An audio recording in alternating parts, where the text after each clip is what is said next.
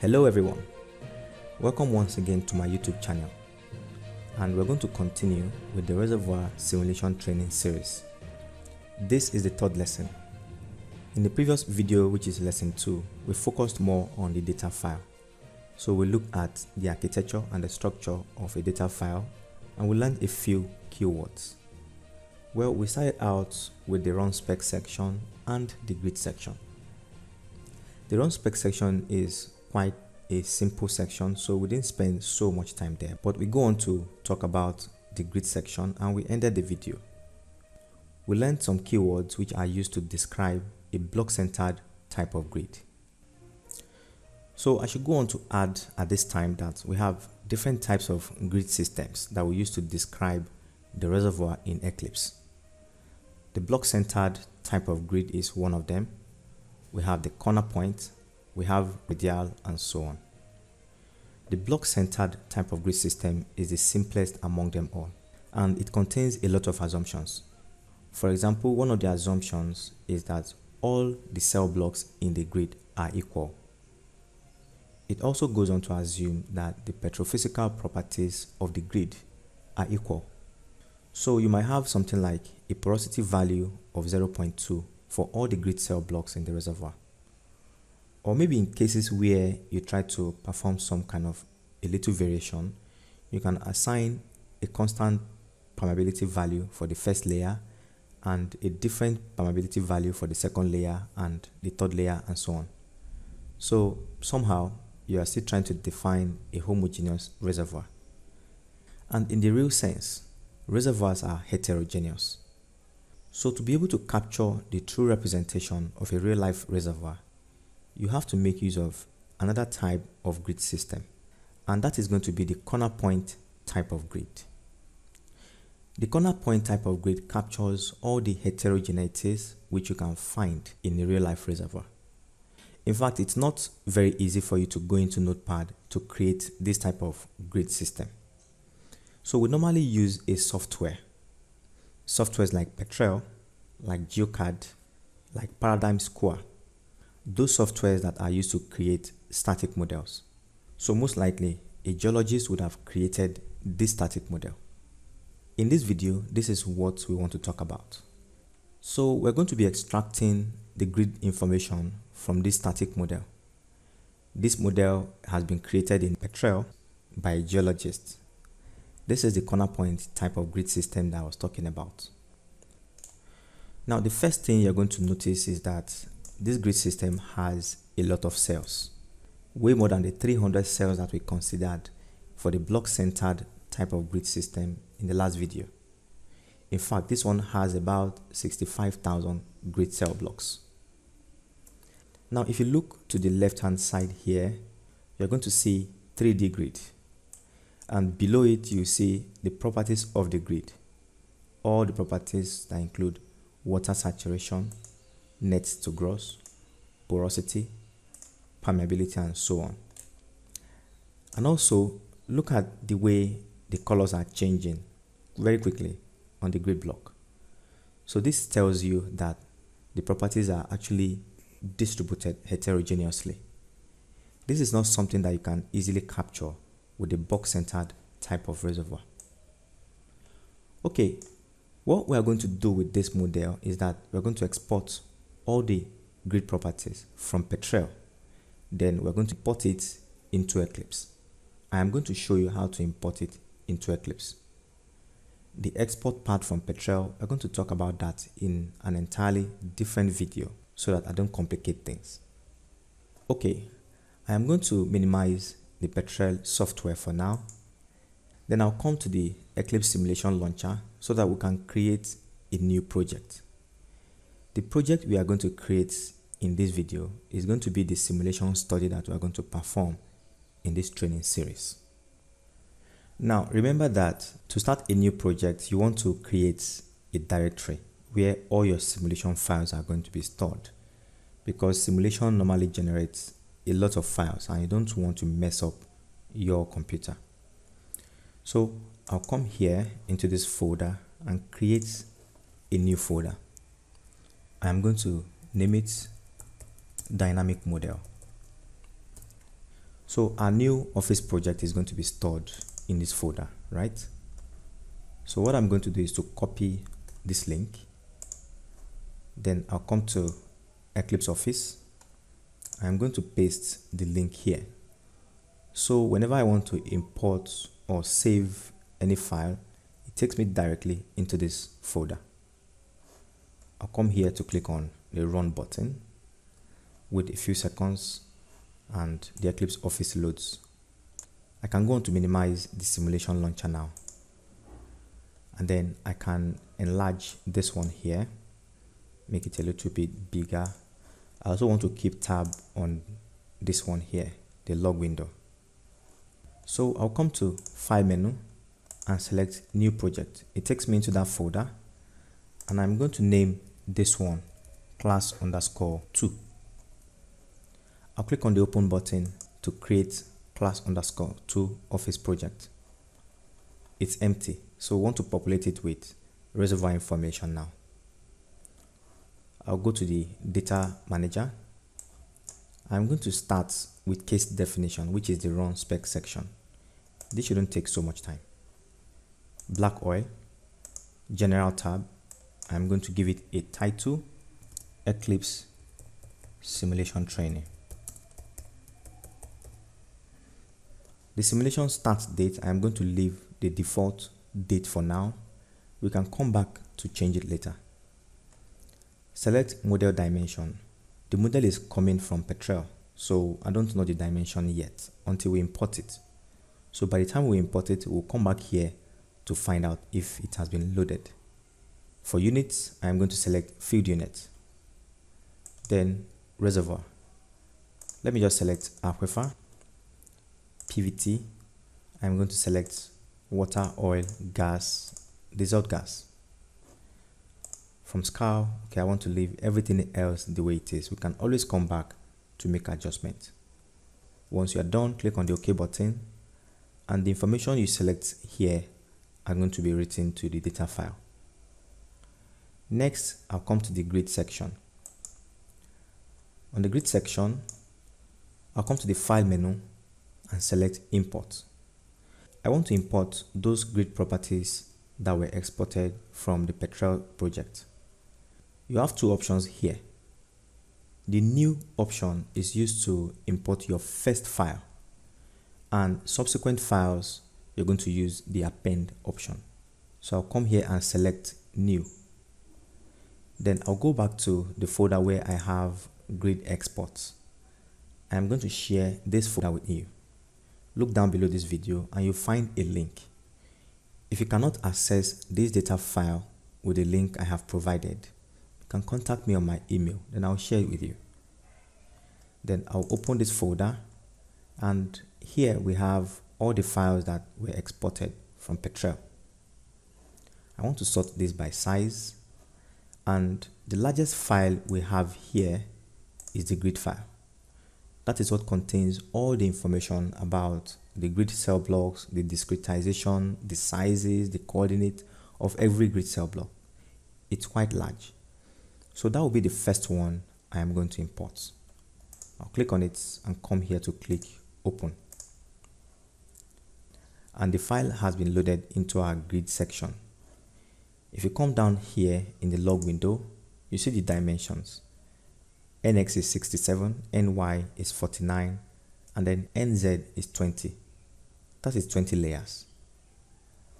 Alright, I'll go on to import the next file. I'll click on File here, Import. This time I'll say Append. If you click on New, it's going to delete the grid file that we just imported, so that subsequent files will be added to the existing one. So I'll click on Append, OK. I am going to import NTG. I'll go to File again, Import, Append, OK. I'm going to import PAMX, File, Import, Append, OK. I am going to import PAMY. You can see that we have two different keywords for permeability, PAMX and PAMY. Actually, they're supposed to be three, because permeability is a vector property. It's measured in three different directions in the reservoir. The third one is going to be PAMZ, which is the vertical permeability. I am going to show you how to insert that one in the grid keywords section of the Eclipse Office. PAMY, I'm going to click open to bring it in. I'll go again, file, import, append, OK, porosity, file, import, append, OK, ActNorm. The ActNorm keyword is used to determine the number of active and inactive cells which are in your grid. ActNorm. Then I'll import the last one, which is faults. Double click on it and we have imported all of the information from the PETREL project. So to access these keywords that we just imported, I'll now come to subsection grid keywords. So this opens another window again. You can see a lot of windows, but you have to keep track of the exact one you are working with.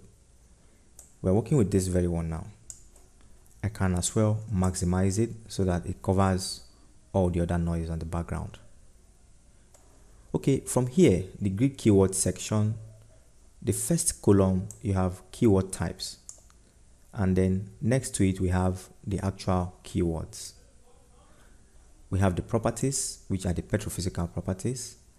You have geometry, which talks about those keywords that describe the actual type of reservoir grid system that you are using. Then you have the faults and all of that. From the keywords column, we're just saying description. Although if you look to the right here, you see the keywords and the description written in the bracket. But sometimes you want to view the keywords directly from here. To do this, you come to the view menu and select keywords. If I go back to the properties keyword type, we see the keywords that were imported: ActNorm, NTG, PAMX, PAMY, and porosity, right? Now, I said I am going to show you how to insert the third permeability, which is PAMZ. Now, I also want to use this opportunity to show you how to insert a new keyword into your Eclipse Office project. To insert the PAMZ keyword, I'll come here to use this button. It's named Insert Keyword. So if you select it, you have this keyword selection window, and there are a couple of keywords which you can select from here. Keywords that have to do with the properties keyword type of the grid section. So this is PAMZ. Click on it. It has been inserted here, but it is empty. You can begin to type in the values of each grid cell from here if you like, but can you possibly type in 65,000 values? So the easy way out is to come to this button here, which says box manipulation. If you select box manipulation, then you can use this array box selection dialog to add information to this keyword PAMZ. For example, if I enter a value of 10 millidarcy here for vertical permeability, and I click on the apply button, it populates all the grid cell blocks with a 10 millidarcy value for permeability. But that is not what we want to do. The engineering assumption for permeability in the reservoir is that PAMX and PAMY are equal, okay? So most of the times, what you are going to find from your static model is that the geologists would have modeled PAMX. So when you import the PAMX into your Eclipse project, you're going to copy it into PAMY. But PAMZ is a little bit different. PAMZ is normally assumed to be a fraction of PAMX or of PAMY, as the case may be. So the fraction could be expressed in percentages or in decimal. In terms of percentages, it could be anything from 10% to 15 or 25%, all right? Now, there are a couple of techniques which can be used to determine or estimate the value of vertical permeability in the reservoir. I am not going into all that right now, but I want you to know that you can also use the process of history matching to get this value correctly. Again, that's something else that we're going to talk about when we get to that section. So for now, the first thing I want to do is to copy palm X into palm Z. I'll come here and select palm X, and once I click on the apply button, it copies all the value from palm X into palm Z. Then the next thing I want to do is to perform another operation. I want to multiply these values of palm X by, say, 10%, which I'm going to express in fraction as 0.1. Then I'll click on the apply button again, and that's it for palm Z. So we now have palm X, which is equal to palm Y, and then for palm Z we have 10% of palm X. The operation that has been performed to get the data values in this keyword can be seen here. So from here we can see that the first operation was that we set equal value of 10 millidarcy for all of the grid cell blocks. And next we copied palm X into palm Z. They will multiply the results by 0.1. Okay, so if you open the grid keywords section, for any of the keywords that you have here, you can find out the exact operation that was performed to arrive at these values. Alright, we are done with these keyword types, the properties. Let's go on to geometry. We're not going to bring in any keyword here because PETREL has already defined it, but I just want to show you that these are the keywords that define the corner point type of grid system. Okay, and I talked about the chord and Z-con. They are here. All these coordinates have been generated from PETREL. Then we have faults. In this model, we have 3 faults. And below the fault keyword, we have this keyword here, which is named mult faults. Basically, this keyword is used to set the transmissibility multiplier of the faults. Transmissibility multiplier helps you to describe the behavior of the fault, whether it's a total sealing fault or a partially open fault. Where you have a multiplier of 0 entered here, it means it is a total sealing fault and it does not allow any fluid to pass through.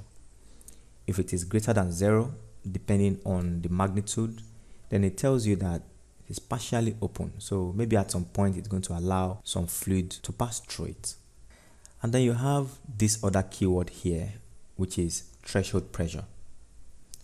When we get to the section of initialization, I am going to talk about what this threshold pressure keyword is used for. Okay, we have other type of keywords here, but I want us to come to the operational keywords type, and I am going to insert init. I'll come here and look for init. Ensure that you insert this keyword. I'll tell you what it is used for later, but for now, ensure that you insert it when you're practicing. So I'll come here to click on the apply button, and we are done here with the grid keyword section. So I'll close, and this is the grid section data manager. I'll close it, and before I leave, it will ask me if I want to save the information I entered here. Yes, you want to save it. If you click on no, then you would have lost everything that you have done in the grid section. All the keywords that you imported, they're going to be lost. So I'll click on the yes button to save this. I'll click on save, accept all the options, and we are done with the grid section. Before we go on to look at the data file, I want you to come here and click on write data. Once you click on write data, then the Eclipse Office is going to help you generate that data file, what we are trying to build. So once I click on this, we are done. So I can go on to close the data manager window, and then I can click on file, save project to update the information in the Eclipse Office project. So the next thing I want to do is to go back to our working directory. Let me sort by type once again, and down here you can see the data file .data. Double click on the file so that you can access the information in the data file. Now this is the information in the data file. We have the Runspec section, which is the case definition part of the data manager. We have the title here and the start dates, the units, the fluid that we have selected to be in our reservoir, and all of that. Then down here to the grid section, I'm expecting that we'll see a lot of information in the grid section, all the palm X, the palm Y, and so on. But they are not here, you see. What you are going to notice if you look closely is that we have something like include, all right? So what this is telling you is that it is pointing you to a particular include file. It's telling you that the information about GOPP is stored in this include file. So you go to your working folder and you look for this GOPP file. Here we have it, class_2_GOPP.inc. The next include file is ggo.inc, and here we have it as well. Let's open one of them. So opening this one, you can see all of the information that have been used to define the corner point type of grid system. The coordinate system keyword, the actual coordinates which were generated by the Eclipse software, all right? This is quite different from what we had in the block-centered type of grid, where we had dx, dy, dz, and tops. Okay, this is all we're going to do in this video. Go on and download the grid export from PETREL. Try to create a project and get it up to this point. If you have any question, you can comment box directly to talk about it, or you can share what you think about this video in the comment section. Don't forget to subscribe to this channel so that whenever I drop a new video, you're going to get notifications. We also have a Facebook page where I feel we can interact more. If you have anything you have done, you have issues you want to snipe, the problem you're having, post it on the page and let everyone gather there to comment. Let's learn from each other. Let's share information. Peace.